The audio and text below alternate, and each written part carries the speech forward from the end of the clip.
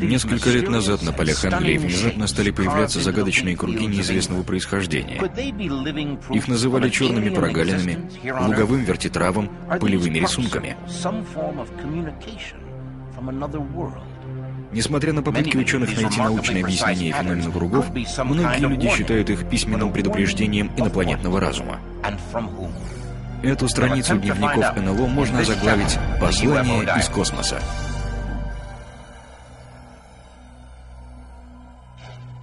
Монтаж Мишель Морган. Оператор Майкл Робинсон. Художник Джо Стетич.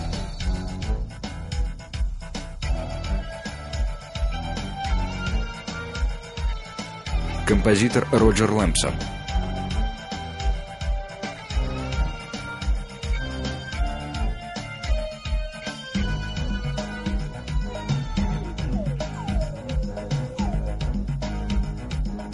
Сценарий Ли Эрик Шеклфорд. Продюсер Алан Педерсон. Режиссер Дуг Кэмпбелл.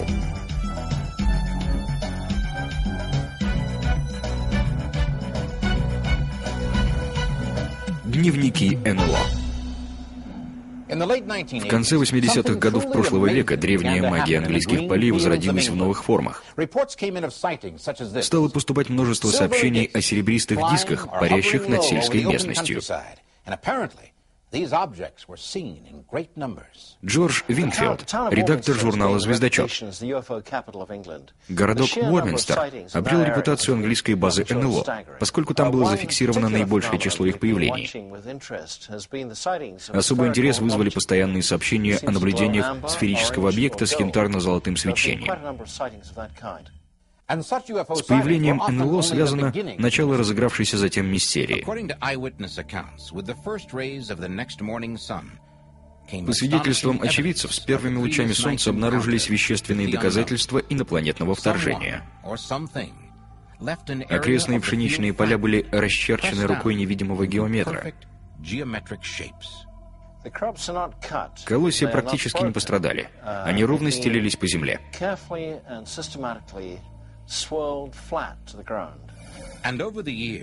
Типичный рисунок черной прогалины можно представить в виде кругов, овалов, колец и расходящихся лучей.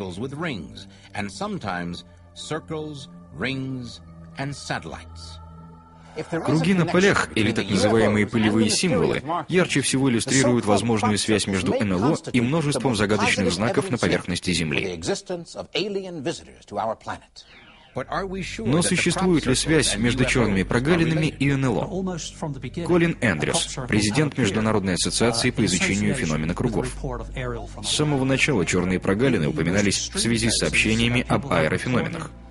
Согласно большинству наблюдений, появлению рисунков предшествовало свечение в виде лучей и пляшущих оранжевых огоньков, пролетавших прямо над полями, после чего, как правило, обнаруживались загадочные символы.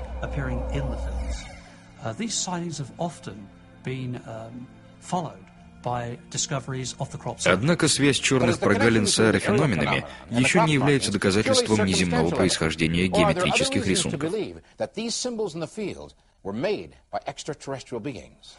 В поисках иных доказательств обратимся к Стэну Гордону, крупнейшему в мире специалисту по местам посадок НЛО.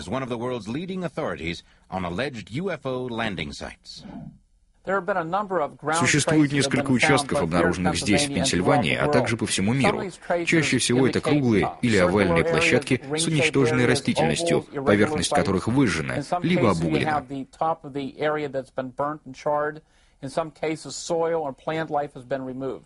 Ален Хайник, отец современной уфологии, приводит описание посадочной площадки НЛО в Канаде, поразительно похожей на черные прогалины английских полей. Как по сигналу, все 5 объектов разом поднялись в воздух, а на месте каждого из них остался 3-метровый круг стелющейся травы.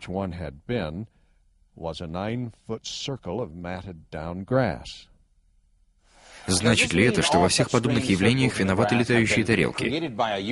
Или существует более простое объяснение?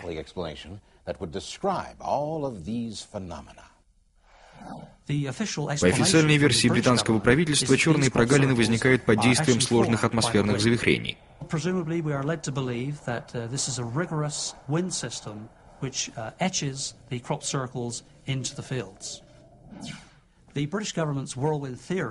Эта правительственная теория, так сказать, завихрений, рассчитана больше на поддержание спокойствия широкой общественности, поскольку не выдерживает критики с точки зрения теории атмосферных вихрей.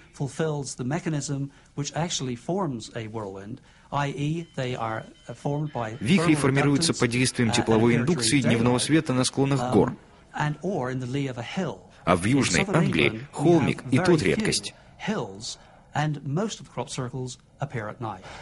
К тому же большинство черных прогалин появляется ночью. А потом, можно ли объяснить такие сложные рисунки капризом природы? Посмотрите, как точен невидимый художник, какие ровные края. Было бы полным безумием утверждать, что это результат атмосферных завихрений. Значит, рисунки были созданы управляемым механическим объектом.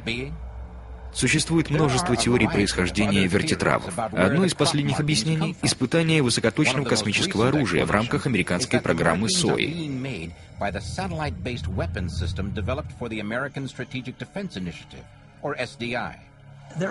Согласно этой теории, само правительство Британии расписывает окрестные поля при помощи спутников и лазерных технологий.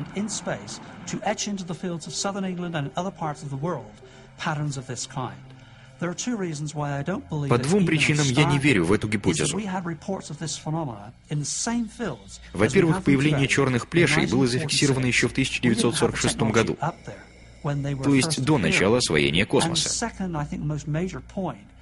А во-вторых, им было бы куда проще проводить подобные испытания на полигонах, военных базах или других охраняемых территориях, а не на обочинах проезжих дорог.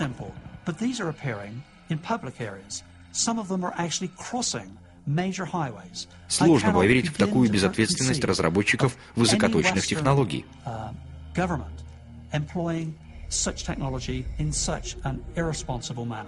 Но есть и те, кто приписывает возникновение кругов брачным играм ежей и дикобразов. Действительно, поверив во все это, можно поверить и в летающие тарелки. Однако перечисленные теории игнорируют самый простой вариант. Кто-то просто решил пошутить. В 1990 году двое англичан, Дуг и Дэйв, признались, что таинственные вертитравы на полях родной страны — их рук дело.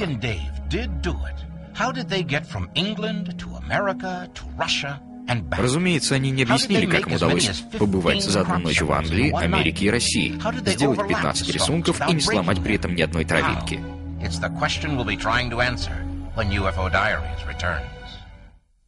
Итак, пока одни верят во внеземное происхождение черных прогалин, другие утверждают на них авторские права. Линда Моултон-Хоу, лектор по проблемам НЛО. Помните, осенью 1990 года мировая пресса выудила двух джентльменов для объяснения загадки полевых рисунков, тех, что объявили себя авторами этой идеи. По их словам, у них были обыкновенные доски, с которыми они ходили по кругу и создавали геометрические фигуры. Ребята пришлись по душе средствам массовой информации. И те объявили о раскрытии загадки вертитравов. Невозможно представить себе, чтобы двум парням было под силу создавать за ночь по 15 рисунков и оставаться невидимыми.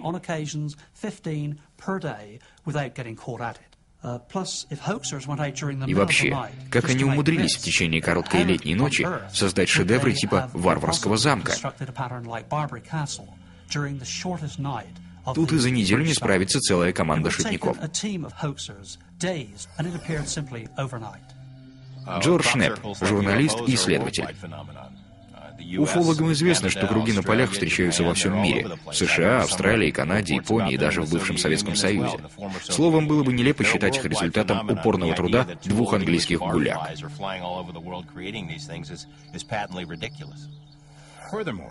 К тому же многие эксперты в области черных прогалин поражены миллиметровой точностью исполнения геометрических фигур. Дуг Бауэр и Дэйв Карелли, разумеется, могли сделать часть работы, но вот найти себе сотни сообщников по всему миру — это вряд ли.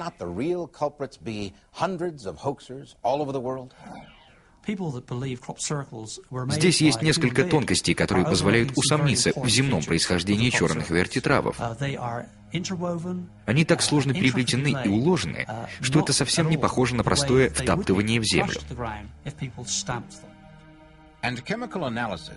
Химический анализ злаков также доказывает нерукотворную природу полевых кругов.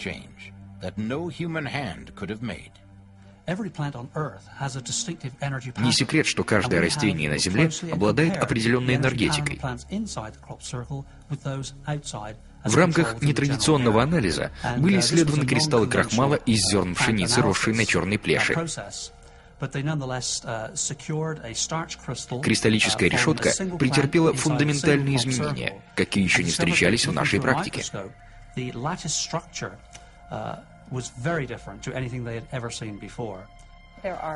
Химические и биофизические преобразования на молекулярном уровне вряд ли были запланированы шутниками.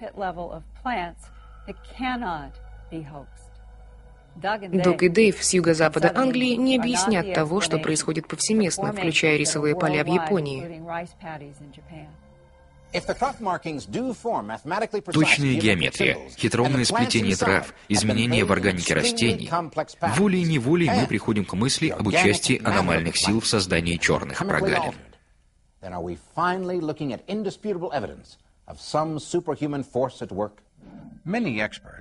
На поверхности плешей экспертами не раз отмечалось повышение фона микроволновых излучений. Разумеется, их источник может быть вполне земным. Привыкли же мы к микроволновым печам и спутниковому телевидению. Возможно, мирные волны, несущие, например, телефонный звонок, просто заблудились в полях.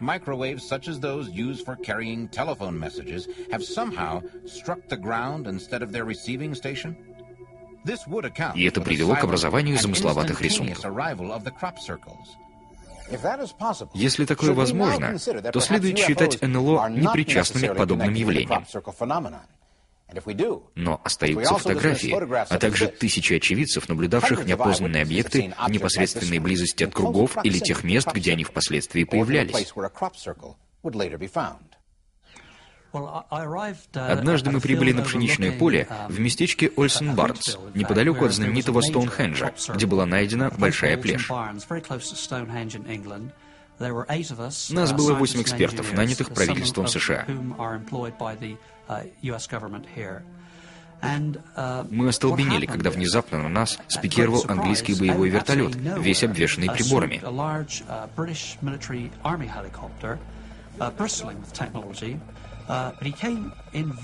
Он подлетал все ближе и ближе, и мы сначала решили, что с него будут фотографировать круги. Когда он подлетел вплотную, мы поняли, что он просто пытается отогнать нас.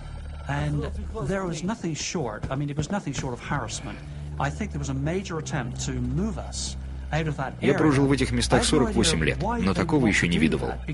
Воздушной волной повалила живую изгородь прямо на нашу машину. И тут появился второй вертолет. Они продолжали преследовать нас на шоссе и летели вдоль обочины, выпроваживая нас куда подальше.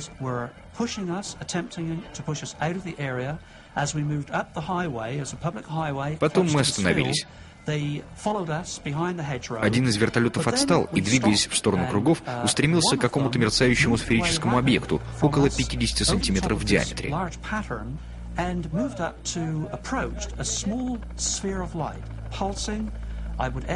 Мы несколько раз теряли объект из виду. Затем он выпал из кадра и теперь закрыт вертолетом. Вертолет, очевидно, пытался маневрировать вокруг него, чтобы разглядеть со всех сторон.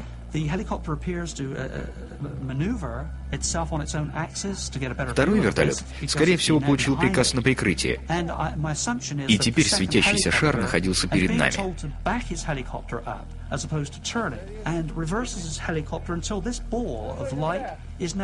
Здесь шарик просто исчезает, после чего вертолеты, покружившись еще пару минут над местом происшествия, улетают.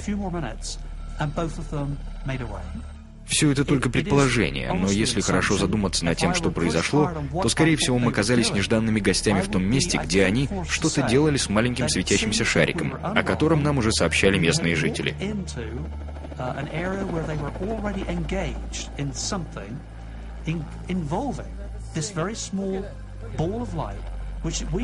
На полях к тому времени появилось 2 крупных рисунка.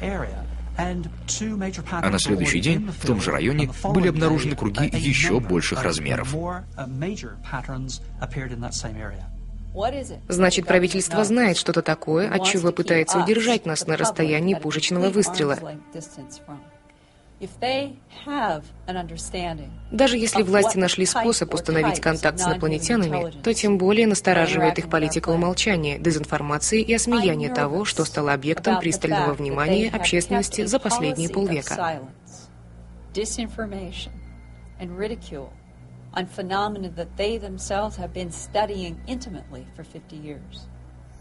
начала 90-х годов число вертитравов растет в геометрической прогрессии. Теперь не проходит и дня, чтобы в Англии не появилось что-нибудь новенькое. Вместе с тем увеличивается размер и сложность самих рисунков.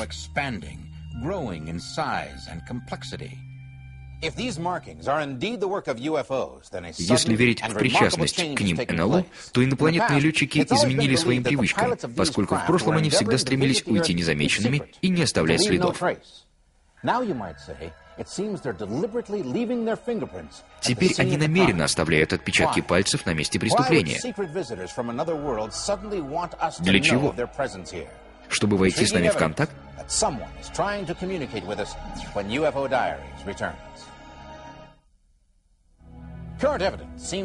Очевидцы утверждают, что травяные плеши создаются аэрофеноменами, которые, возможно, являются летательными аппаратами инопланетян.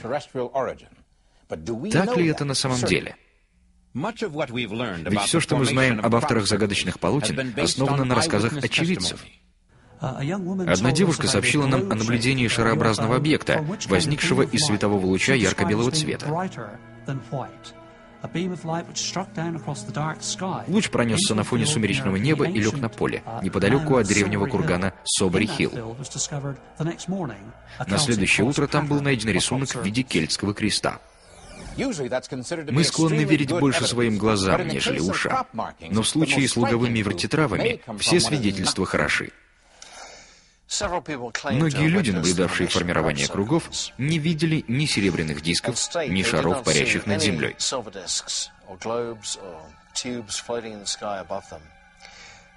Словом, они не видели ничего, что обычно связывают с появлением рисунков. Им просто казалось, что колосья валятся сами по себе, как домино. У нас накопилось более 70 описаний таких случаев, собранных со всего мира.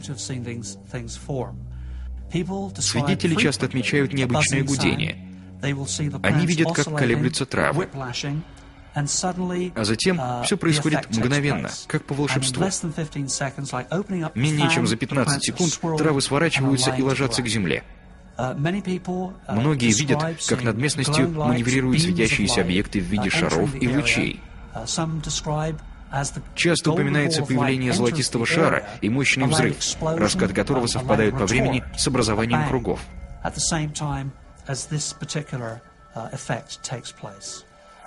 Работа невидимых сил. Что это? Аргумент за или против теории НЛО? По многим свидетельствам, неопознанные объекты, завершив трудовой десант, исчезают или становятся невидимы. Оставаясь в тени, они зачем-то продолжают подкидывать нам загадки. Возможно, у них есть на то свои причины. А единственным свидетельством, которому поверят люди, будет наблюдение специально организованной группой экспертов.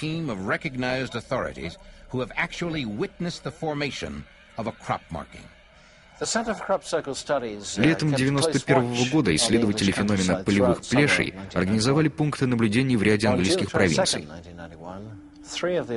22 июня трое наблюдателей заметили блестящий золотистый шар, промчавшийся мимо них с фантастической скоростью. На утро в километре от них были обнаружены новые рисунки.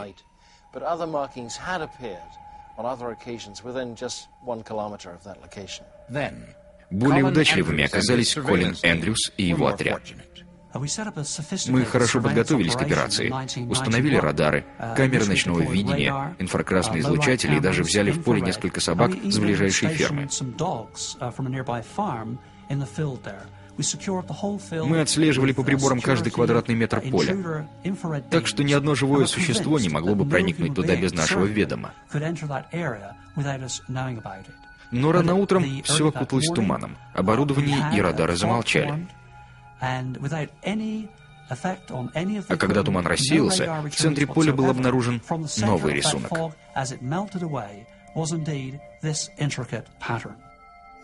Что же все-таки означают эти рисунки? Может быть, это послание человечеству от других форм разумной жизни? С годами рисунки на луговых вертитравах изменились. Они стали больше напоминать пиктограммы. Появился даже новый термин – агроглифы, или буквально пылевые письмена. Если это искусственно созданные символы, то они должны что-то означать. Агроглифы – это формы внеземной коммуникации. О чем же повествуют эти загадочные письмена или рисунки, попавшие к нам из космоса? The race to learn the real meaning of these mysterious messages when UFO Diaries returns. Если агроглифы являются формами межпланетного языка, то можем ли мы их расшифровать?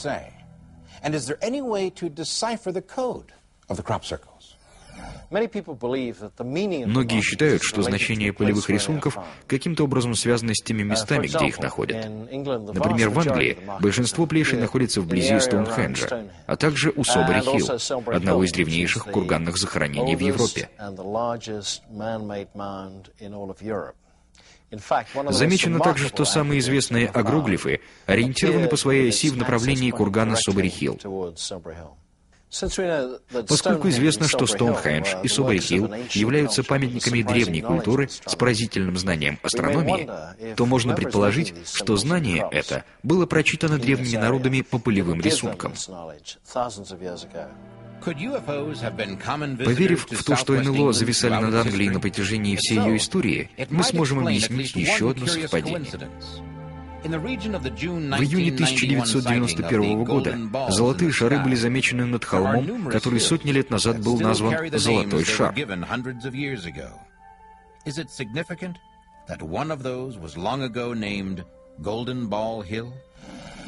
Возможно, кто-то давным-давно пытается вступить с нами в контакт, но у нас пока нет ключа к информации.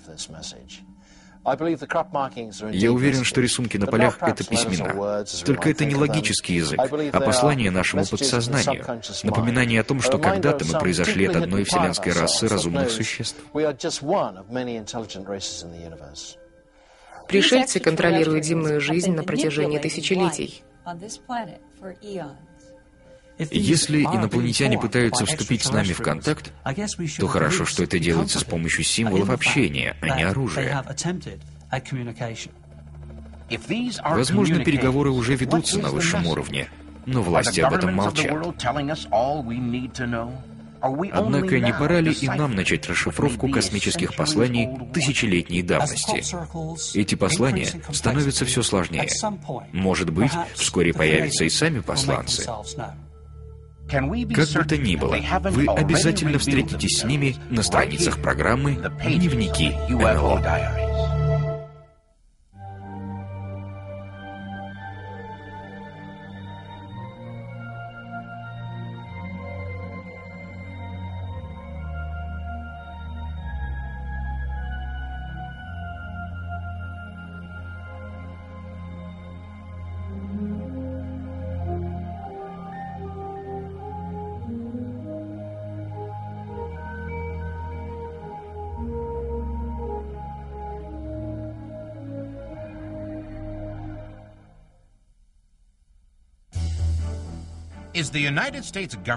Правительство США скрывает важнейшую информацию об НЛО. Секретный проект «Голубая книга» — вместилище тайн, недоступных простым смертным. Почему же этот проект в конце концов прикрыли? Не потому ли, что военные опасались утечки информации? Сегодня в программе «Дневники НЛО» мы постараемся выяснить, что же в действительности стояло за проектом «Голубая книга».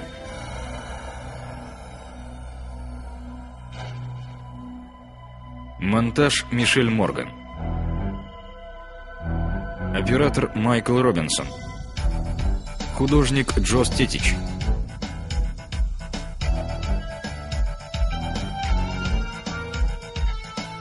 Композитор Роджер Лэмпсон.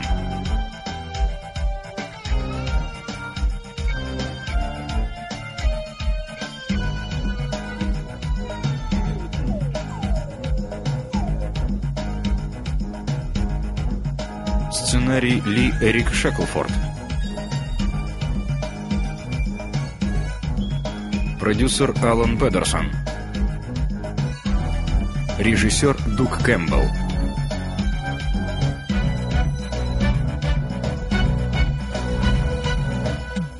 Дневники НЛО.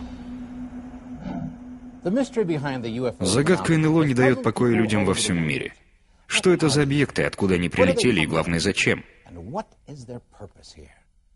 Может быть, сотни летающих объектов, наблюдаемых очевидцами, имеют вполне тривиальное происхождение? Или все же они прилетели к нам из космоса? Если НЛО и впрямь являются аппаратами инопланетян, то что думает по этому поводу правительство Земли? Кто они по отношению к нам? Враги или друзья?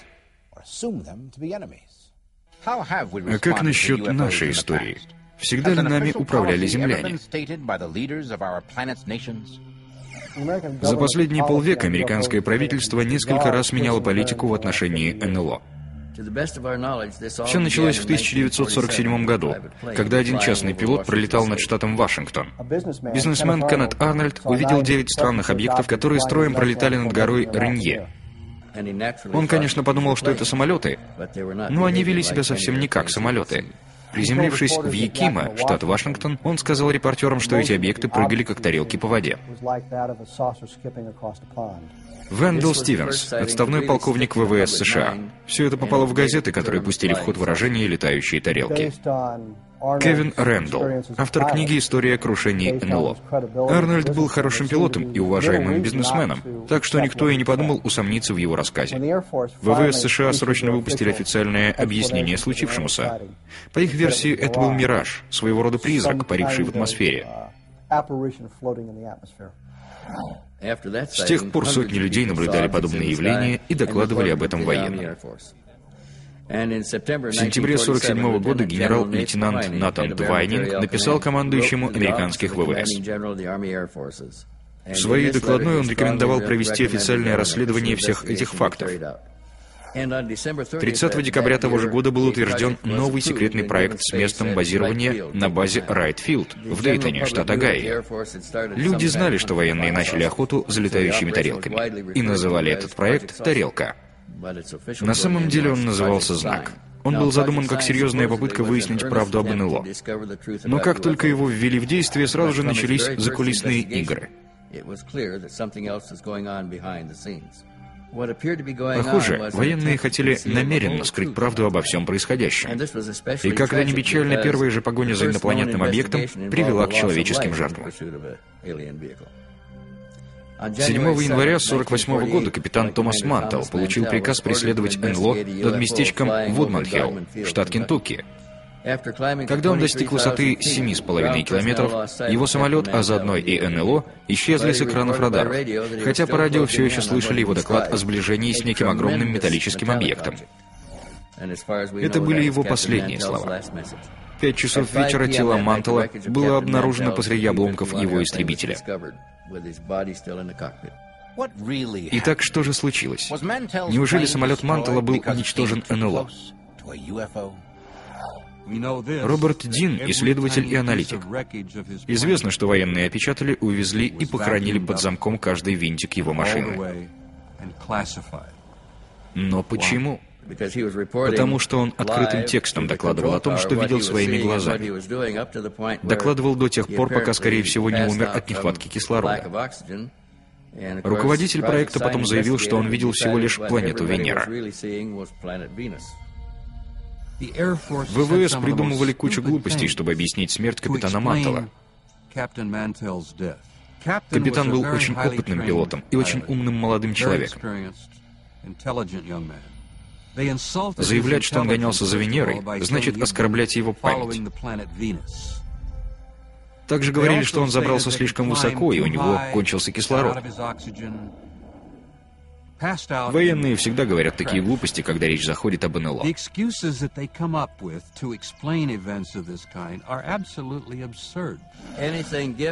Все публичные заявления по проекту «Знак» спускались сверху. Отсюда и появилась Венера, а позднее какая-то другая звезда. Но сам факт, что военные списали все на Венеру, говорит о том, что они не хотели, чтобы правда просочилась наружу. В 1947 году Штаты приходили в себя после Второй мировой войны и одновременно готовились к новой, холодной. Так что ВВС не могли допустить, чтобы в нашем небе творилось нечто непонятное. Но, может быть, все не так, и свидетельства очевидцев просто не выдерживали никакой критики.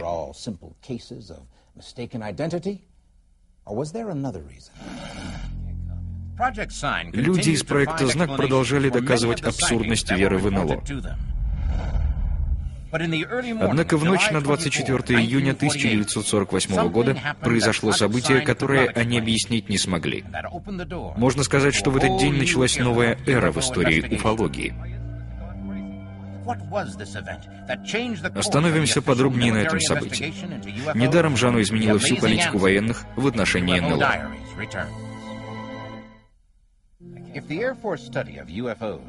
Итак, что же изменило изначально скептическое отношение ВВС к феномену НЛО? Около 2 часов ночи, 24 июня 1948 года, пилоты самолета, пролетавшего на высоте 1500 метров над Монтгомери, штат Алабама, заметили странный летающий объект. То же самое видел один из пассажиров.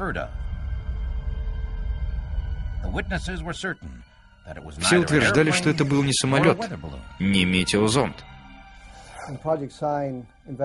Когда люди из «Знака» взялись за этот случай, выяснилось, что еще 2 человека наблюдали этот объект с Земли. Теперь-то уж точно нельзя было объяснить произошедшее ни метеоритом, ни миражом.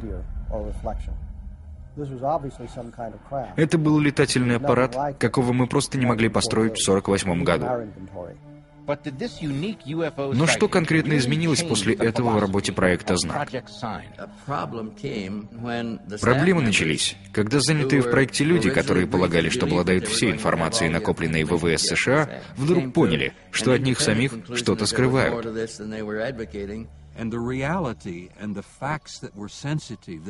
Ни один из фактов, указывающих на инопланетное происхождение НЛО, так и не получил огласки. Сверху поступил приказ раз и навсегда прикрыть эту информацию. Так что им оставалось придумывать глупые объяснения или напрямую издеваться над очевидцами. Они дошли до того, что стали обвинять в маразме собственных пилотов. Ричард Хайнс, автор книги «Проект Дельта». Я много лет работал с летчиками-исследователями, и на это есть свои причины. Они отлично тренированы и находятся в условиях отличной видимости. У них отличный обзор и возможность в любой момент начать преследование объекта. Есть еще одна причина. На борту самолета есть приборы, улавливающие электромагнитную энергию. Кроме того, они всегда могут позвать на помощь по радио, в том числе и военных. Так что они не просто свидетели-одиночки. Они работают с другими профессионалами.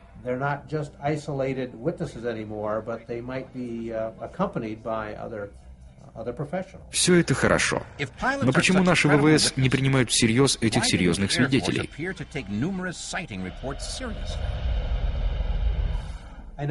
Многие считают, что наше правительство, впрочем, как и все остальные, скрывают правду об НЛО. Это можно понять. Люди считают, что власти разрабатывают новые технологии, о которых нам лучше не знать.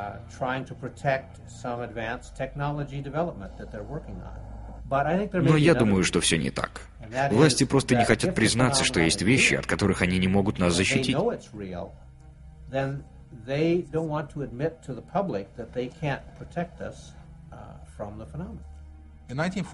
Доктор Дэвид Джейкобс, исследователь феномена похищений. В 1948 году проект «Знак» родил нечто вроде отчета о своей деятельности. До сих пор неизвестно, кто написал этот отчет. Но там ясно говорилось о том, что НЛО имеет внеземное происхождение, что мы взяли от них наши современные ракеты и так далее. Этот отчет послали командующему ВВС США Джорджу Вайнбергу. Тот посмотрел на него и сказал, что это полное безумие. Затем он приказал уничтожить все копии этого документа, а потому мы до сих пор не знаем, что там было написано. Но если там не было ничего секретного, то зачем было его уничтожать? В то время генерал Вайнберг знал все секреты правительства, в том числе и те, которые были тайной для людей из «Знака». Скорее всего, отчет не явился для него полной неожиданностью. Он уже все знал. Так что ему ничего не оставалось, как просто уничтожить этот отчет. С тех пор, кстати, у ВВС и пошла политика укрывательства.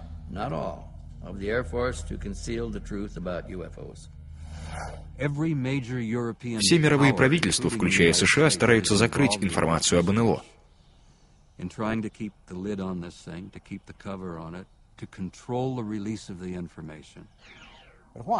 Но почему? Зачем запускать дорогостоящий проект, а затем втихую сворачивать его? Может быть, люди из «Знака» узнали что-нибудь запретное? Ясно одно. После того, как проект «Знак» чем-то не угодил ВВС США, его благополучно прикрыли. Проект «Знак» заменили проектом «Ворчун», в котором стали работать уже совсем другие люди, более твердолобые. Вики Купер-Экер, редактор журнала НЛО. Военные стали подбирать людей, которые охотно соглашались проповедовать природное происхождение НЛО. Так что проект «Ворчун» стал всего лишь очередной ширмой. И тут-то случилось очередное происшествие. В 1951 году радарные установки форта Монаут, штат Нью-Джерси, зафиксировали группу НЛО с огромной скоростью пролетавших над военной базой.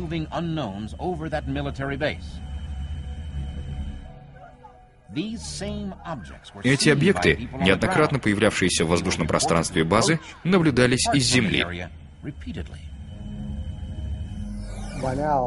В то время мы вступали в корейский конфликт, а холодная война продолжалась уже 5 лет. Так что любой быстро двигающийся объект воспринимался военными как вражеская ракета. Но эти ракеты двигались так быстро, что их было невозможно перехватить. Изучив этот случай, многие правительственные ученые с самого начала пришли к заключению, что здесь мы имели дело с инопланетным разумом. Не надо забывать, что в 1952 году была зафиксирована целая волна наблюдений НЛО. У военных не было выбора. Им приходилось объяснять очевидцам, что те видели все ту же Венеру. Порой их версии были настолько абсурдны, что становилось обидно за американский народ. Но даже проект «Ворчун» не мог объяснить некоторые странные явления в наших небесах. Люди были напуганы, и многие обращались к ВВС США за объяснениями. Как бы ни старались наши вояки, им не удалось обратить все в шутку, и отчеты о наблюдениях НЛО продолжали поступать со всех концов страны. В 1951 году проект «Ворчун» стал проектом «Голубая книга». Считалось, что этот открытый проект призван собирать, изучать все случаи появления НЛО. Итак, правительство принялось всерьез изучать НЛО, и наши ВВС наконец откроют нам всю правду об этом феномене. Давайте подробнее остановимся на сущности проекта «Голубая книга» и очередном явлении НЛО, потрясшем наше правительство. В 50-х годах количество очевидцев появления НЛО становилось все больше, и люди стали обращаться к правительству за официальным разъяснением происходящего. Естественно, они ожидали, что эти самые разъяснения поступят от ВВС США. Но, как утверждают многие уфологи, созданная с этой целью организация не имела права голоса. Ей диктовали сверху, о чем можно, а о чем нельзя рассказывать общественности. На самом деле, ВВС занимались сокрытием от газетчиков все новых и новых свидетелей. Им было приказано находить какие угодно объяснения появления НЛО. То, что они говорили по этому поводу, абсолютно не соответствовало тому, что видели люди. Какое там НЛО, говорили они? Это был летающий ботинок. Вот так они пытались внушить людям, что небеса находятся у них под контролем. Им нужно было показать, что они контролируют ситуацию. А после 1953 года проект «Голубая книга» и вовсе перестал интересоваться космическими пришельцами. Но если НЛО и впрямь являются кораблями пришельцев, как можно держать это в секрете? В 1952 году проект «Голубая книга» переживал свой звездный час. Во главе этой организации тогда стоял капитан Эд Руппельт, человек, который всерьез хотел разрешить загадку НЛО. Милдред Биссел, представитель МУФОН в штате Юта. Серьезный человек с несерьезными идеями, по словам доктора Хайнека. В этом смысле Руппельт мало чем отличался от главного научного консультанта проекта доктора Алана Хайнека, который начинал еще в проекте «Знак» в должности главного астронома и был ярым противником НЛО. В процессе своих исследований Руппельт с Хайнеком убедились в явно неземном происхождении феномена НЛО. Если поначалу они и сомневались, то события июля 1952 года напрочь развеяли их сомнения. В этом году над Капитолием и Белым домом пролетела целая эскадра НЛО. Их видели летчики, операторы радаров и просто прохожие. Объекты делали немыслимые разгоны и развороты, вещи, которые наши самолеты в то время просто не умели делать. Ровно через неделю, 26 июля, НЛО снова появились над Капитолием. Когда туда прибыли поднятые по тревоге истребители, они все еще болтались там. Наши летчики немного погонялись за ними, но, как всегда, бесполезно. И тут-то начался газетный бум по этому поводу, и в Пентагон полетели всяческие запросы и звонки типа «Что происходит?», «Кто нас завоевал?», «Куда нам бежать?» и так далее.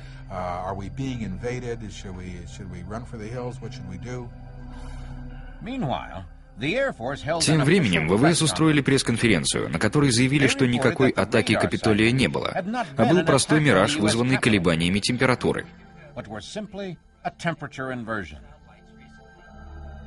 Потоки холодного воздуха будто бы исказили прием радаров, и те видели неземные объекты в воздухе. А что до свидетелей на улице, то те просто перевозбудились.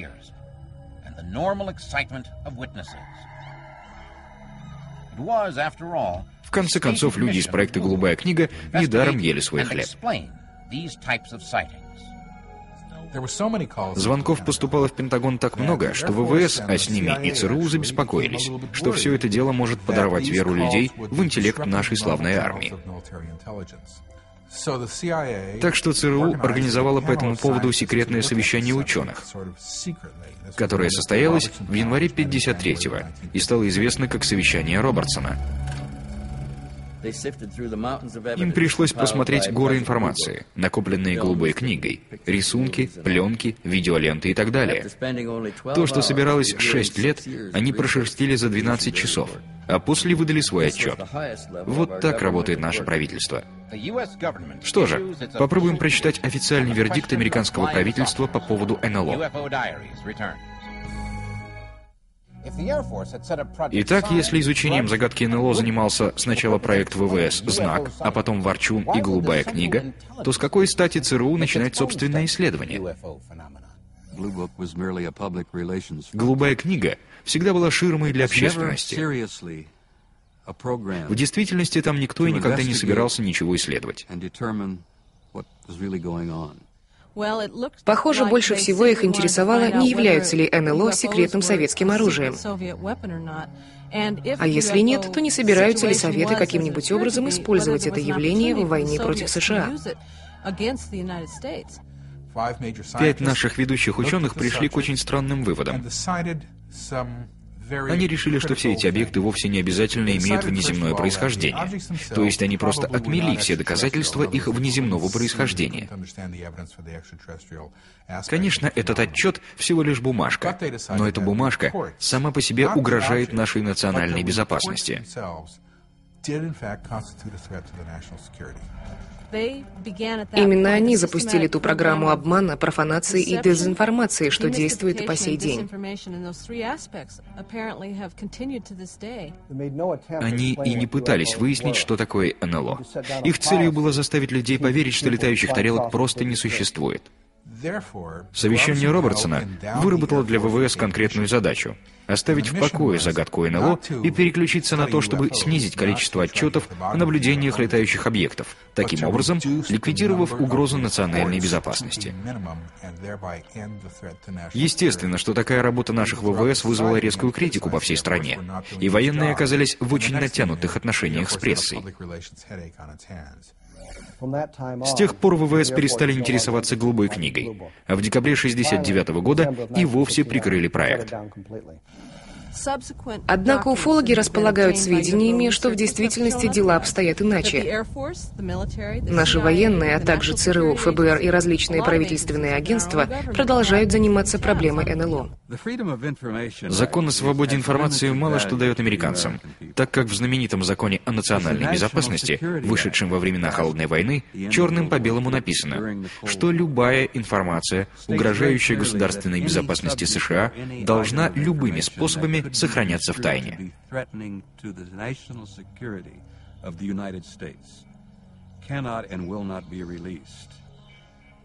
Но холодная война закончилась. С кем же мы воюем теперь? Почему закон о национальной безопасности все еще действует? Почему от нас скрывают правду? И кто наши враги? Похоже, что люди из Вашингтона, по крайней мере те, кто связан с госбезопасностью, считают, что их врагом является американский народ.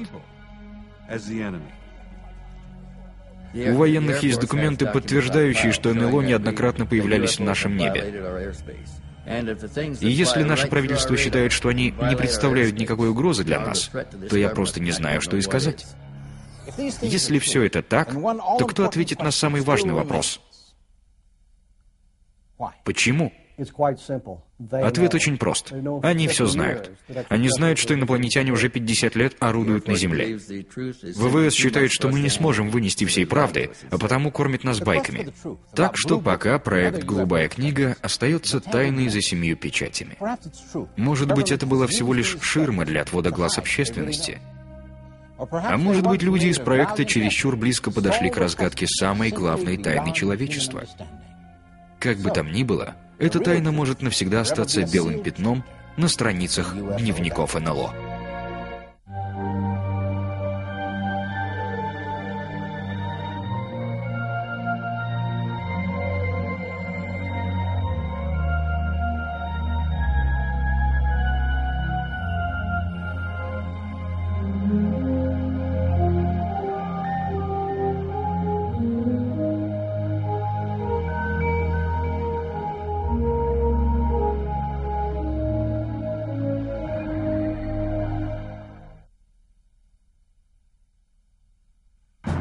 Американские астронавты молчат об НЛО под страхом обвинения в разглашении военной тайны. Снимки с марсианских спутников не всегда попадают в печать. Агентство НАСА играет в прятки с инопланетянами. Что это, досужий вымысел или вопиющие факты? Судить вам. Сегодня в программе «Дневники НЛО». Космические тайны НАСА. Монтаж Брайан Кеслер. Оператор Майкл Робинсон. Художник Джо Стетич.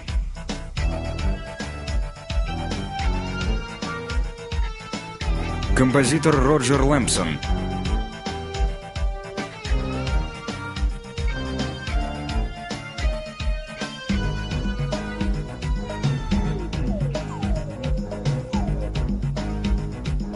Сценарий Ли Эрик Шеклфорд.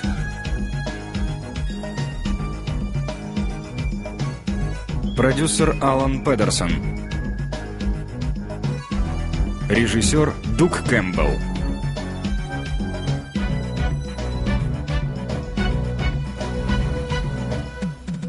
Дневники НЛО. История освоения космоса началась в 1961 году, когда Юрий Гагарин прокатился по орбите Земли на ракете «Восток-1». Вслед за ним на трассу вышел американец Алан Шепард на корабле «Меркурий», и космические гонки начались.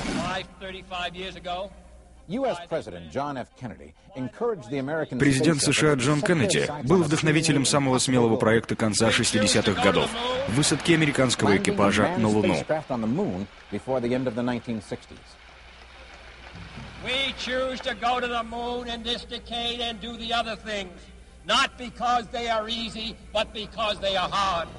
В июле 69-го лунная прогулка состоялась, после чего американское космическое агентство НАСА было признано ведущим мировым авторитетом в освоении космического пространства.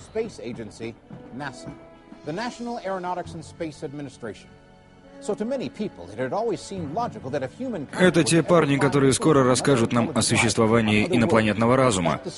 Так рассудили земляне.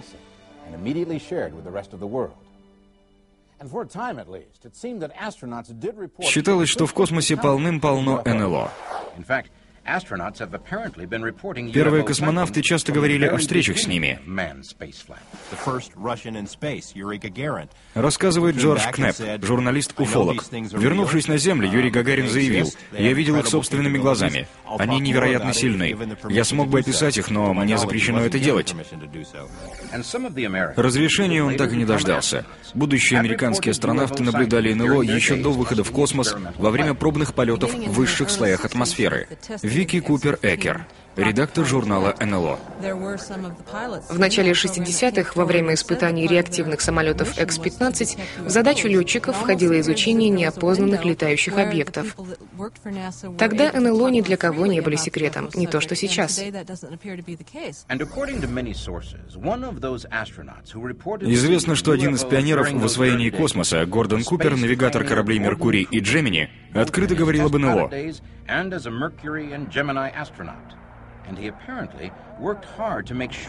Он даже пытался доказать их существование. Мы парим на таких высотах, где еще не бывал человек, а потому мы обязаны установить, что за существа летают мимо нас по околоземной орбите. Простите, мистер Купер, но там же нет кислорода. Гордон Купер даже написал письмо в ООН. В нем говорилось, что он видел неопознанные объекты, которые считают внеземными летательными аппаратами. А потом он вдруг замолчал и лет 20 даже не вспоминал о них. Отчего же замолчал Гордон Купер? От того ли, что его рассказам никто не поверил?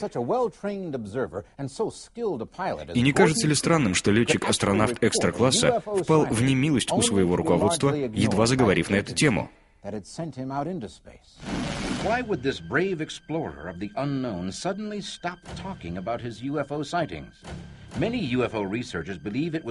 Многие уфологи считают, что Гордону Куперу и его коллегам приказало молчать агентство НАСА.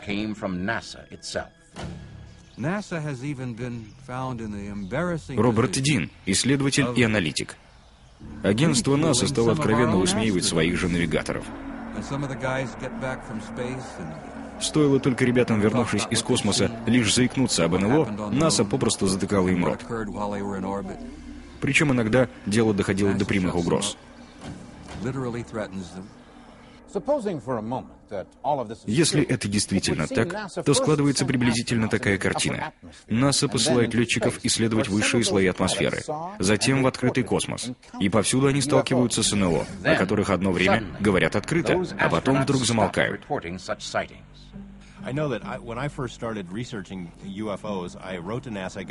Когда я собирал материалы об НЛО, пресс-служба НАСА предоставила мне адреса американских космонавтов.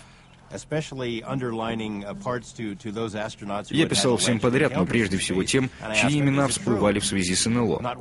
Причем задавал один и тот же вопрос. Это правда? Но мне никто не ответил. Никто даже не обозвал меня кретином. Не было вообще никакой реакции.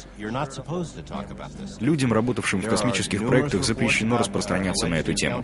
Хотя всем известно, что в открытом космосе неоднократно наблюдались неопознанные объекты.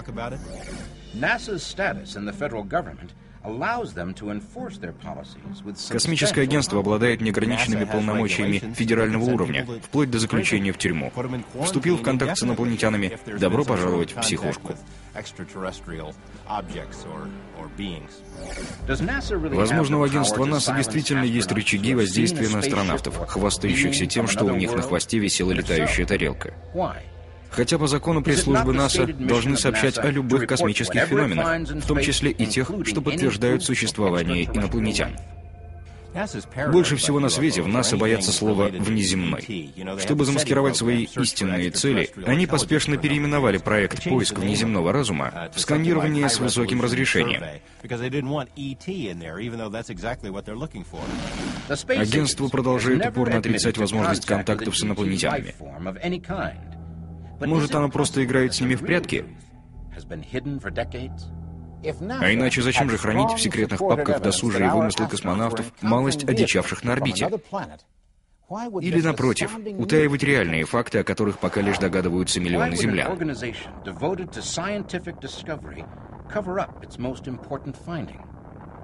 Словом, к чему задергивать шторы, когда на дворе и так кромешная тьма? Доктор Ричард Хайнс, уфолог. Сейчас многие говорят о том, что власти скрывают правду об НЛО. Если это так, то под маской НЛО, скорее всего, скрывается новейшая технология, которую пока предпочитают держать в секрете.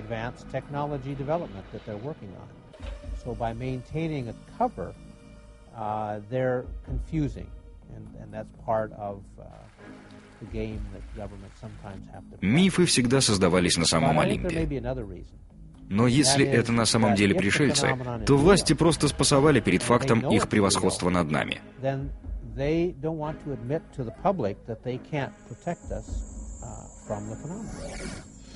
Значит ли это, что молчание НАСА является затишьем перед грозой космической битвы? И что на орбите Земли осажденные инопланетянами уже устраиваются в боевой порядок шаттлы?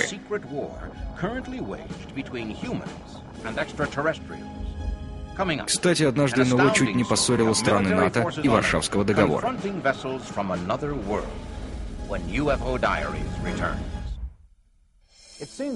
Невероятно, но факт. Агентство НАСА именем науки покоряет Луну, и оно же обвиняет уфологов в ереси. Другое дело, если речь идет о разработке сверхсекретного оружия. Тут все ясно как день. Известно, что НАСА организация полувоенная, и служат в ней люди в основном военные. Значит, у нее должны быть свои военные тайны.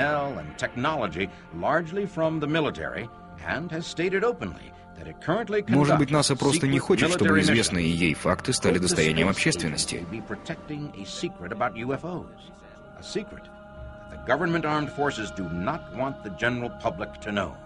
Уфолог Роберт Дин, служа в войсках НАТО, приобщился к этой тайне.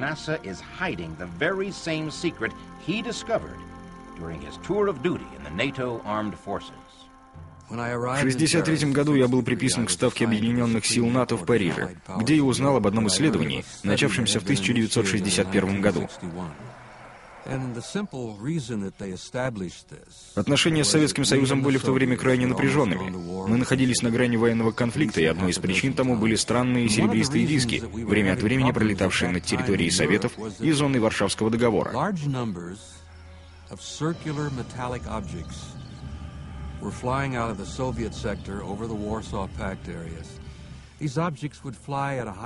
Они проносились с огромной скоростью на недосягаемых высотах.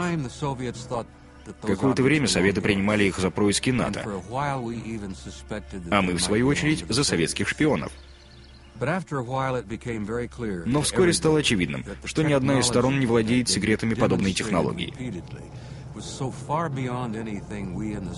Вопрос об участии третьей стороны так и повис в воздухе. По данным Роберта Дина, правительственные ученые пришли к выводу о внеземном происхождении летающих дисков, а также свели к нулю шансы победить их в боевых условиях. Мне кажется, что сегодня отдельные представители власти знают об НЛО гораздо больше всех уфологов вместе взятых. На протяжении 50 лет нас кормят всякими байками. И это уже не смешно. Мировые державы узнали о пришельцах в начале 60-х. Отсюда следует, что первые космонавты были заранее подготовлены к такого рода встречам. Означает ли это, что агентство НАСА стало двуликим уже в то время?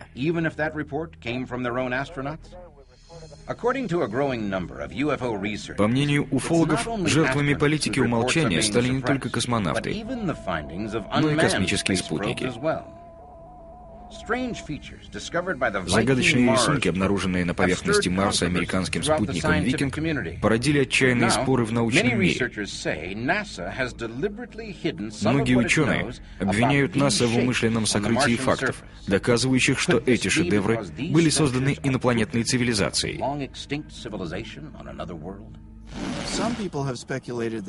Профессор Стэнли Макдэниел, автор книги «Отчет Макдэниел». Есть подозрение, что НАСА боится лишиться государственного финансирования, если еще раз допустит хотя бы намек на существование в космосе артефактов внеземного происхождения. Марсианские рисунки вряд ли можно назвать капризом природы. Однако представители НАСА упорно придерживаются этой версии, полностью отказав инопланетянам в архитектурных способностях. Стэнли Макдэниел, тщательно изучив фотографии марсианского портрета, пришел к выводу, что НАСА явно чего-то не договаривает.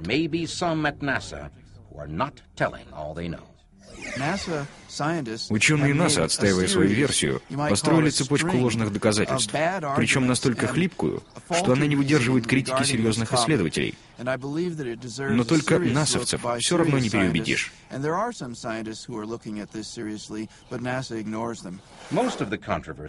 Споры разгорелись вокруг снимка с изображением человеческой головы протяженностью в целую милю. Службы НАСА утверждают, что это был оптический обман, который исчез при повторной съемке. 17 лет подряд в НАСА твердили о некой фотографии, которая разоблачает причудливую игру света-тени.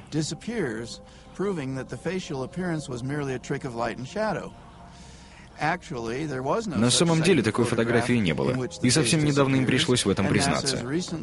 Как могли люди, посвятившие себя изучению иных миров, скрывать подобное открытие? Программируемый спутник Mars Observer, запущенный в 1992 году, был призван окончательно развеять все оптические и неоптические обманы. Но на подходе к Марсу на спутнике внезапно обнаружилась неисправность, и связь прервалась. Однако ряд уфологов считают, что на самом деле спутник цел и невредим, и что это очередная уловка космического агентства, стремящегося любой ценой сохранить свои тайны.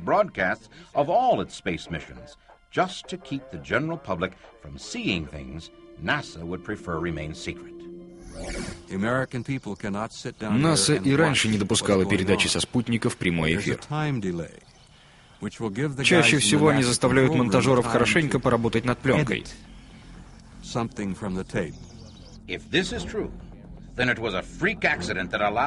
Но даже самая бдительная нянька, и та нет-нет, да и вздремнет. На странице дневников НЛО попал потрясающий фрагмент, переданный с борта шаттла по кабельному телевидению США.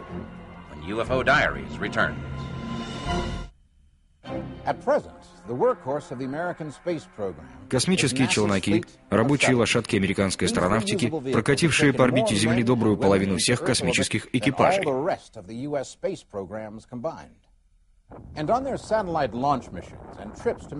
Запуская новые спутники и чиня старое орбитальное оборудование, шаттлы из года в год передавали на Землю свои рабочие видеоотчеты, фрагменты которых, по утверждению уфологов, подтверждают существование пришельцев.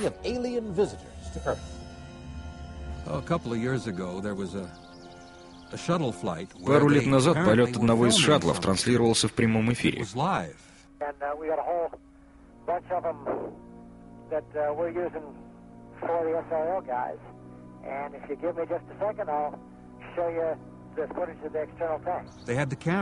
Когда появились НЛО, камеры оставались включенными. И многие успели отыскать кнопку записи на своих видеомагнитофонах.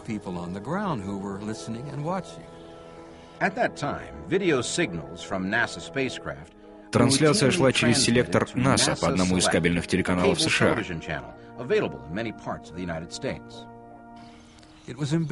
Насовцы, должно быть, рвали на себе волосы от отчаяния, поскольку с их же собственной подачи телезрители наконец-то увидели НЛО. Возможно, это были корабли пришельцев. Многие специалисты, следившие за передачей, решили, что на шаттл напали НЛО.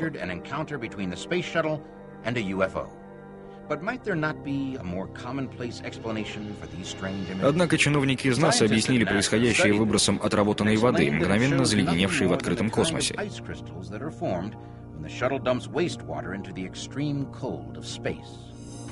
Представитель агентства НАСА. Попадая под струю выхлопных газов, осколки льда начинают двигаться хаотично, разлетаясь в различных направлениях. Мы уверены, что доктор Джек Кейшер скажет вам то же самое. Это обыкновенный лед и ничего больше. Джек Кейшер, профессор физики Университета штата Небраска. Я взял за основу предположения экспертов НАСА и попытался доказать, что это действительно были фракции льда. Я проверил углы перемещения, показатели скорости. Ничего общего со льдом. Понимаете, такие вещи давно изучены, и теперь их преподают в школе. Это не могли быть и метеориты или спутники, так как они двигаются с линейными скоростями. Значит, это были НЛО. Остается лишь уточнить происхождение этих управляемых аппаратов, находившихся, кстати, на расстоянии примерно в 15 километрах от шаттла. Скажу вам однозначно, оно внеземное, поскольку такое ускорение не вынесет ни один землянин.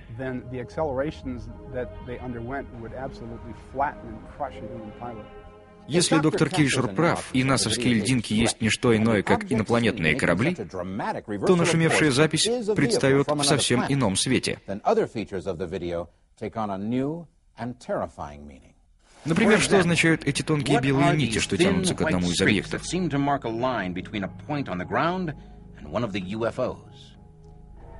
Только то, что космический корабль попал под обстрел, а НЛО маневрируют, избегая столкновения с ракетами, и им это хорошо удается.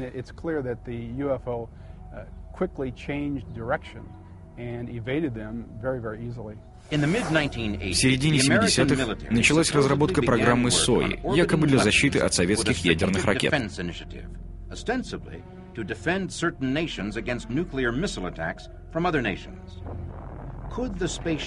Возможно, это было лишь прикрытие для начала тайной войны на околоземной орбите.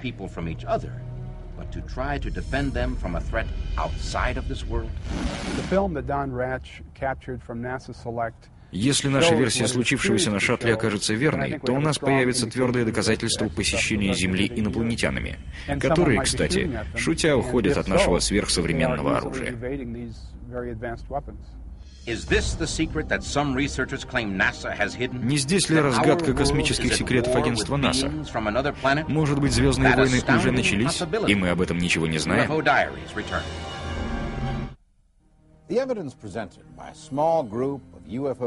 На сегодня ситуация такова. Группа уфологов почти бездоказательно обвиняет всемирно известное космическое агентство. Но что, если доказательства обнаружатся? Если НАСА действительно скрывает вопиющие факты о пришельцах из иных миров?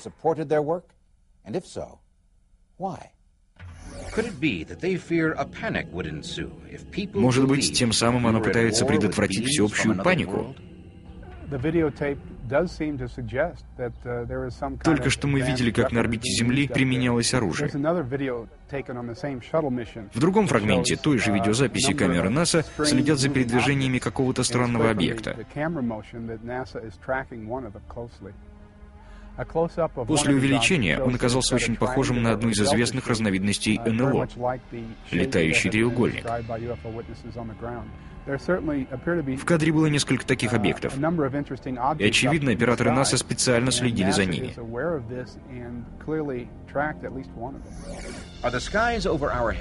Над нашими головами кружат целые стаи НЛО, а мы до сих пор считаем их милыми побосенками.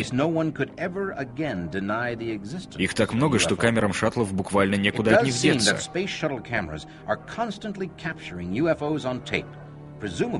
Because there are so many of them flying around over the Earth. This image, for example, was apparently captured by a Этот снимок был сделан 10 лет назад, а этот немного позднее.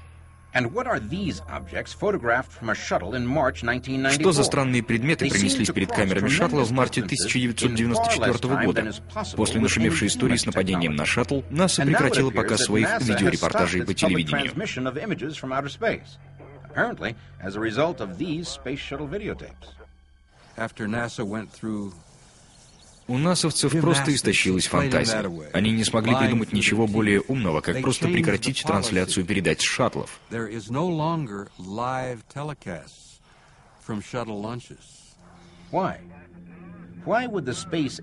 чем же причина сокрытия фактов присутствия инопланетного разума на орбите Земли? Скорее всего, в результатах исследования, проведенного по заказу НАСА еще в начале 60-х годов. НАСА заказала Бруклинскому институту прогноз комментарий относительно тех перемен, которые произойдут с человечеством после знакомства с инопланетянами.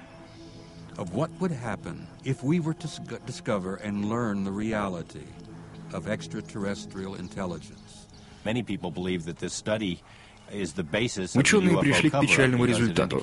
Контакт с высокоразвитой инопланетной цивилизацией приведет к разрушению наших социальных институтов. В нашей истории немало примеров, когда целые культуры приходили в упадок при столкновении с ранее неизвестными социальными образованиями. У меня нет стопроцентной уверенности в том, что власти скрывают правду об НЛО.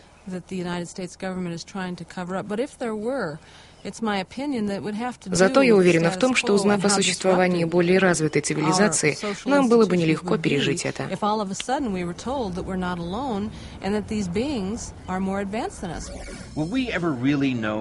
Что же на самом деле знают в агентстве НАСА об инопланетянах? Возможно, когда-нибудь мы получим окончательный ответ на этот вопрос, но уже в следующих сериях программы «Дневники НЛО».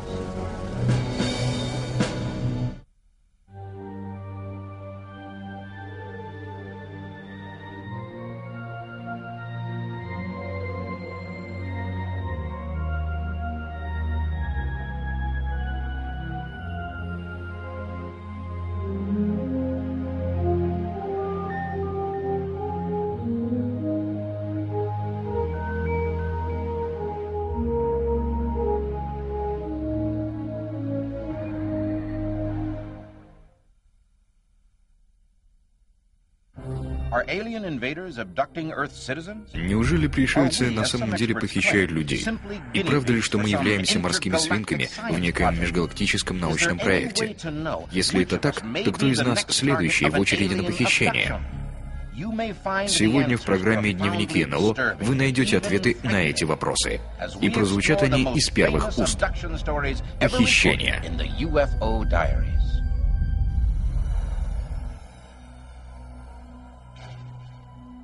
Монтаж Мишель Морган. Оператор Майкл Робинсон. Художник Джо Стетич.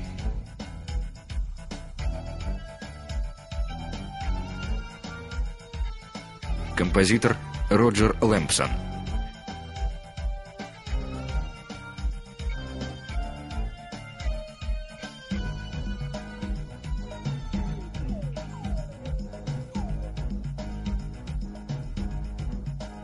Сценарий Ли Эрик Шеклфорд. Продюсер Алан Педерсон. Режиссер Дуг Кэмпбелл.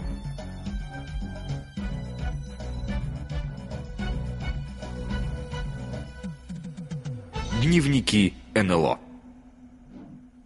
Даже среди миллионов сторонников теории инопланетной жизни мало кто верит в похищение людей пришельцами. И еще бы, ведь если это так, то нам следует по-новому взглянуть на значение нашей планеты во Вселенной. Для многих из нас это может оказаться по-настоящему ужасным. Большинство людей смеются над сообщениями о пришельцах, проникающих в наши города, дома и даже тела. Все это сказки для комиксов, говорят они. И все-таки эти сообщения продолжают поступать. Первый из них датируется 1961 годом.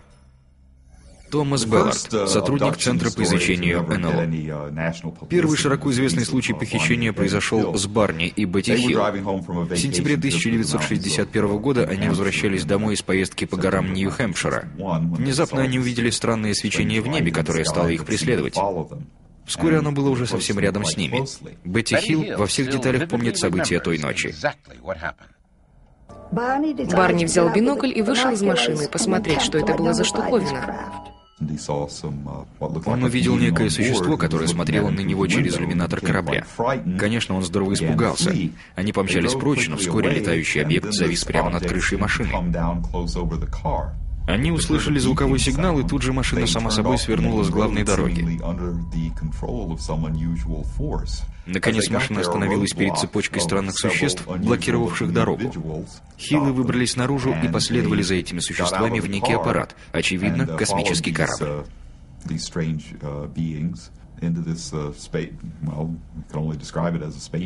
По словам Хиллов, на борту этого аппарата они подверглись каким-то медицинским опытам. Рассказывает Бетти Хилл. Они осматривали глаза, уши, нос, горло, брали образцы волос, срезы кожи. Потом их отпустили.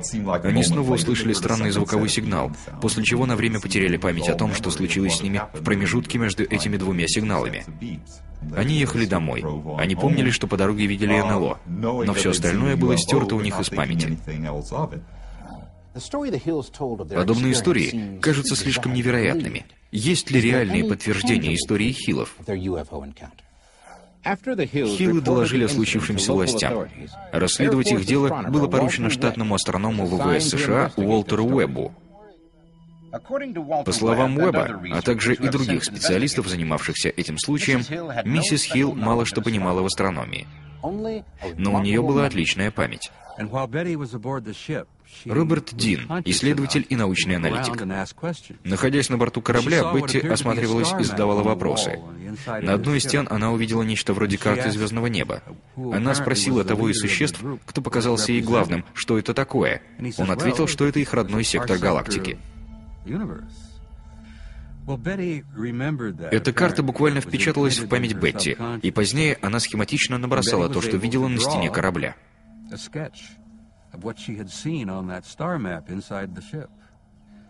Никто не мог разобраться в этом рисунке, кроме одной замечательной женщины по имени Марджори Фиш. После 6-летних усилий Марджори удалось расшифровать набросок Бетти. Она получила карту, на которой обнаружилась пара созвездий, неизвестных науке до конца 60-х годов.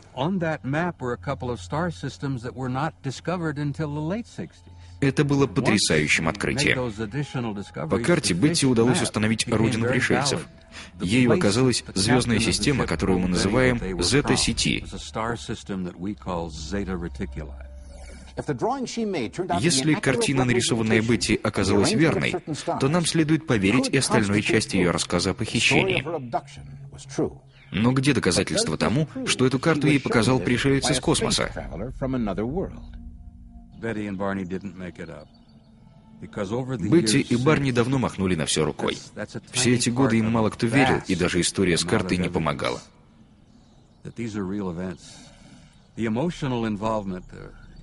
Однако все происшедшее глубоко повлияло на их психику, и я считаю, что они говорят правду. Как бы то ни было, эта история не прошла дальше узкого круга исследователей НЛО. А Бетти и Барни уже почти совсем забыли, когда в 1973 году страницы газет и экраны телевизоров запестрели сообщениями о новом похищении. До сих пор Чарли Хиксон и Кевин Паркер были рядовыми гражданами с рядовыми увлечениями.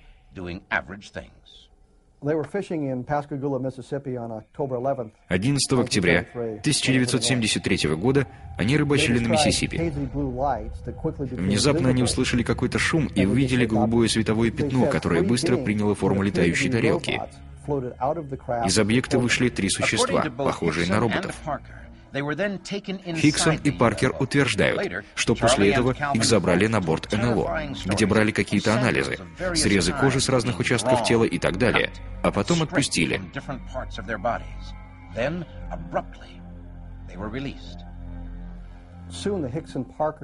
Кевин Рэндалл, автор книги «История крушений НЛО». Похищение Хиксона и Паркера широко освещалось в прессе, одно время только о нем и говорили. Этот случай получил всемирную огласку и напомнил исследователям о десятилетней давности похищений Бетти и Барни Хилл. Начались поиски доказательств. Но существуют ли эти доказательства в реальности? Многие говорили об инородных имплантантах, но были ли они на самом деле? А что кроется за разговорами о психологическом воздействии на похищенных? Сегодня мы пытаемся ответить на все эти вопросы. Многие отмечают, что истории похищений звучат на редкость убедительно, но при этом они не подкреплены никакими научными фактами. Но, может быть, из этого правила есть исключение?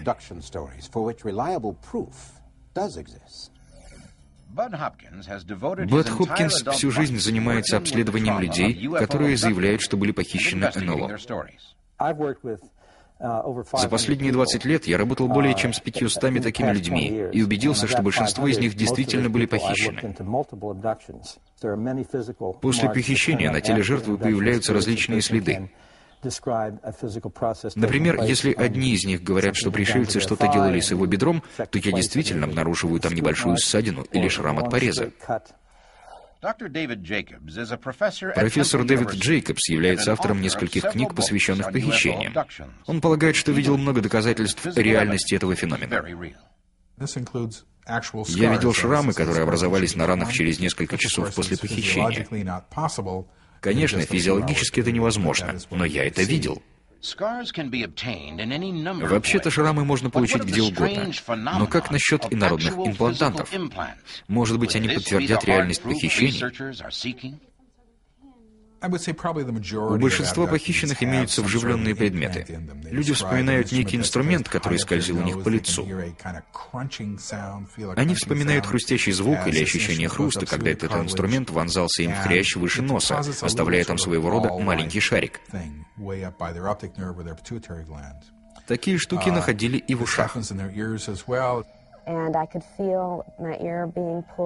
Мне отогнули ухо подальше от черепа, а потом воткнули в него этот инструмент. Просыпаясь утром, люди видят кровь на подушке, кровь из носа или уха. А вот история 9-летней девочки, у которой пострадали все члены семьи. Однажды утром она проснулась с воспоминанием о странном лице, глядевшем на нее. Так вот, ее лицо опоясывал снизу длинный глубокий разрез. В скорой помощи ей наложили 18 швов. Врачи сказали, что разрез был сделан скальпелем. Он был очень глубокий, но девочка ничего не помнила. Она даже не проснулась от боли.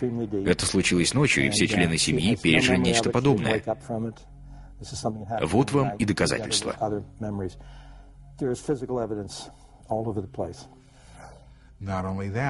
Кроме того, в момент похищения люди в буквальном смысле слова исчезают с лица земли. Если это дети, то родители начинают их искать. Да и мужья с женами тоже ищут друг друга. Словом, они исчезают на самом деле. Доктор Карла Тернер помогла не одному десятку похищенных. Она утверждает, что люди, похищенные НЛО, до конца жизни не могут оправиться от пережитого шока и ужаса.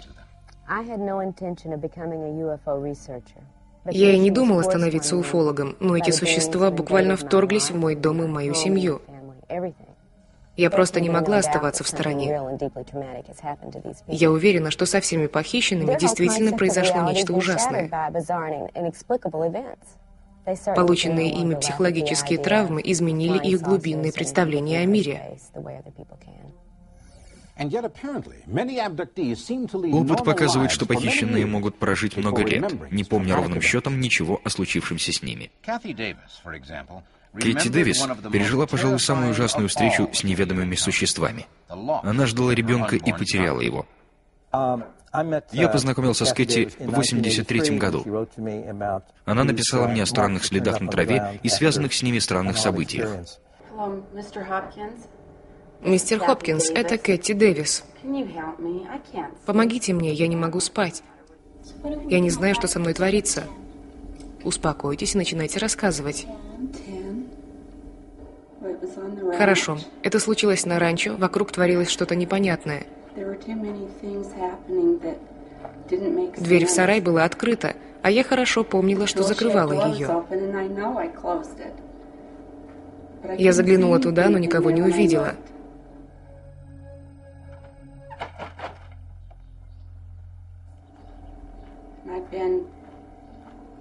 Потом, когда я полола в саду, я увидела на лужайке выжженное пятно.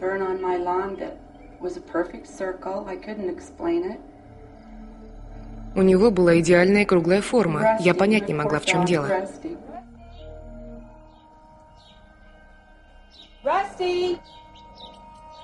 Расти? Расти? Ты где, глупый пес?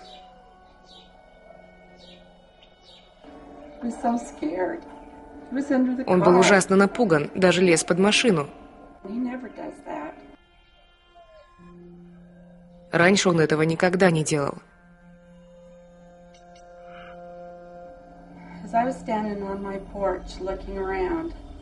Когда я поднялась на крыльцо, с неба ударил свет. Он ослепил меня. А потом я увидела их. Они схватили меня и потащили куда-то. Там был этот ужасный стол. Они делали мне больно. Ох, как больно. Мой ребенок, они взяли моего малыша. История Кэти в равной степени ужасна и невероятна. Может быть, существует иное объяснение внезапного прекращения ее беременности. Мы проделали разные анализы, и все они дали отрицательные результаты, так что вы не беременны. Но Кэти уверена, что была беременна до встречи с пришельцами. Может быть, она ошибалась, и ее похищение было всего лишь ярким сном.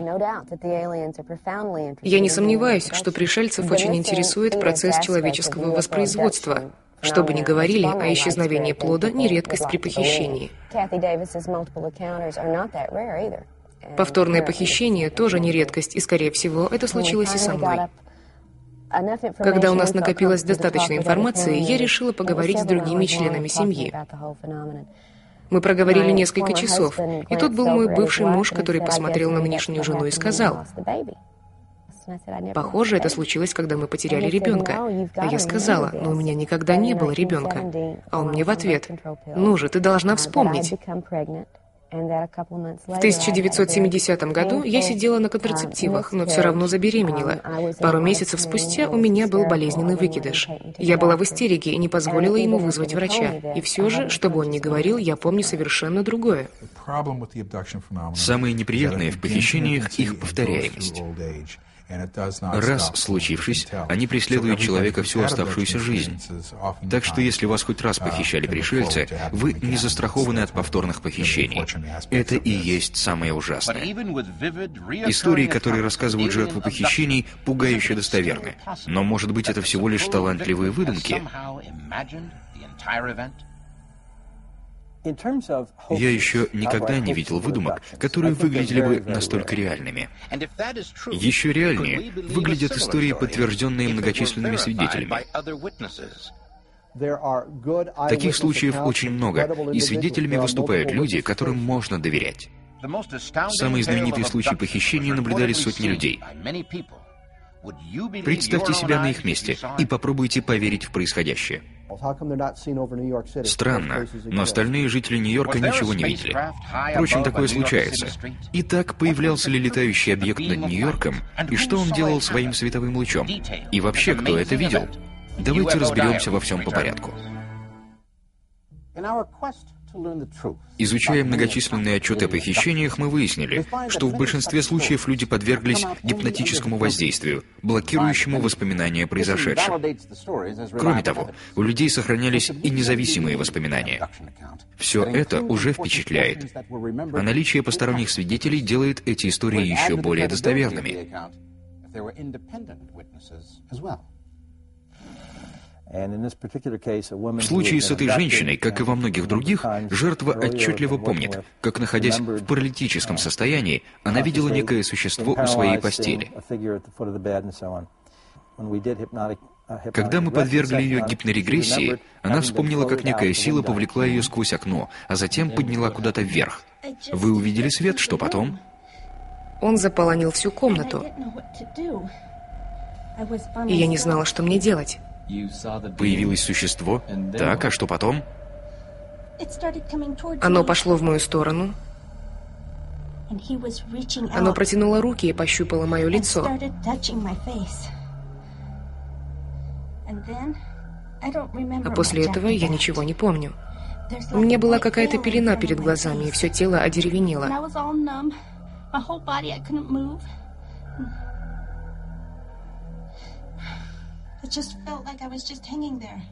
Помню только, что я висела в воздухе.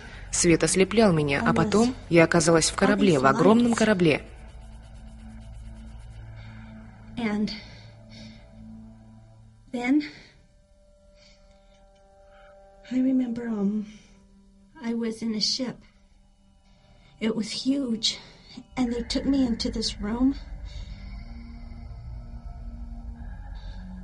Они положили меня на стол и занялись своими опытами. Они тыкали в меня какими-то железяками.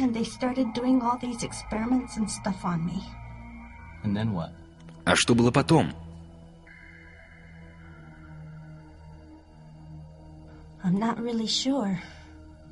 Не могу сказать. Самое интересное началось, когда я начал беседовать с людьми, застрявшими в автомобильной пробке и видевшими все это со стороны. Они увидели корабль, зависший над домом Линды. Окаменев от ужаса, они следили за голубым лучом, в котором вдруг появились 4 неподвижные фигуры.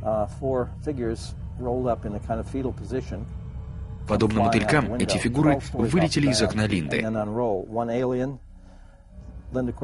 Сначала пришелец, потом Линда в ночной рубашке, а следом за ней еще 2 пришельца. Все 4 были втянуты в днище корабля. Затем корабль взмыл вверх. Очень важен тот факт, что все свидетели находились в разных местах. Один возле дома Линды, другой на Бруклинском мосту, 3 и 4 в других кварталах. Так что я не сомневаюсь в истинности этого происшествия. Если принять похищение за непреложную истину, то возникает закономерный вопрос. Зачем? Один из свидетелей происшествия с Линдой был весьма влиятельной политической фигурой. Возможно, пришельцы хотели показать ему, на что они способны. И все же, зачем пришельцам похищать людей, а затем отпускать их, пусть даже со стертой памятью? Может, пилоты НЛО, кем бы они ни были, пытаются оказать давление на мировую политику?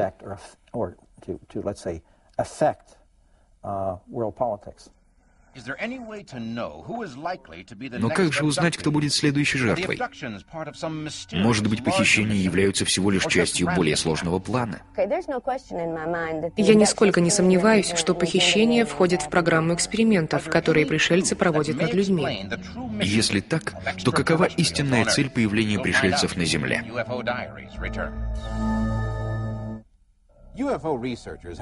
Уфологи собрали сотни отчетов о похищениях людей НЛО. Есть ли у них что-то общее или как они связаны между собой?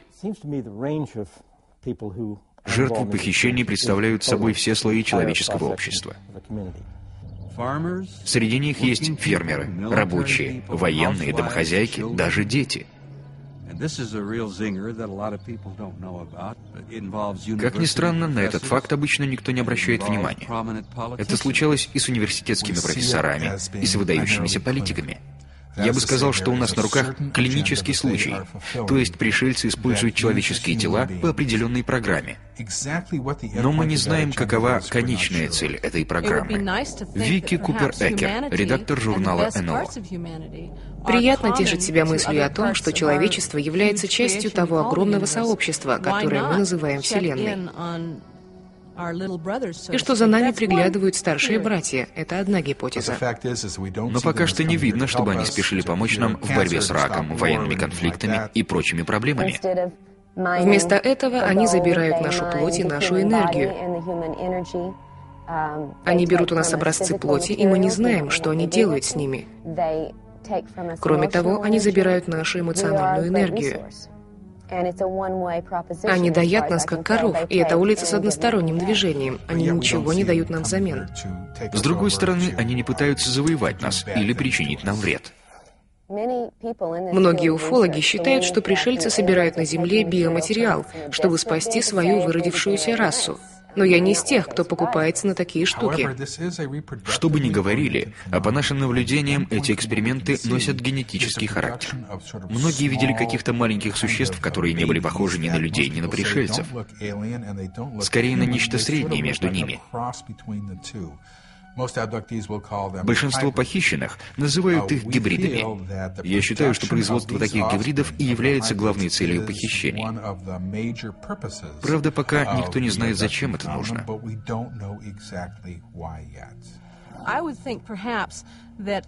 Я полагаю, что нашей расе в процессе своего развития не удалось справиться с некоторыми проблемами общегуманитарного и индивидуального плана. И это очень интересует тех, кому удалось справиться с ними. Это другая гипотеза. Генетические эксперименты, вырождающиеся расы — все это кажется досужими домыслами, накрученными вокруг феномена НЛО. Но для тех, кому довелось стать жертвами похищения, это является жуткой реальностью. Еще бы, ведь эти события навсегда изменили их жизнь. Неужели человечество является объектом неведомого космического эксперимента? Тогда каковы цели обитателей звезд, прибывающих на Землю? И когда они, наконец, объяснят нам свои намерения? Может быть, похищение — это всего лишь подготовка к будущему межпланетному сотрудничеству? На все эти вопросы пока нет ответов. И феномен похищений пока остается одной из самых жутких загадок на страницах дневников НЛО.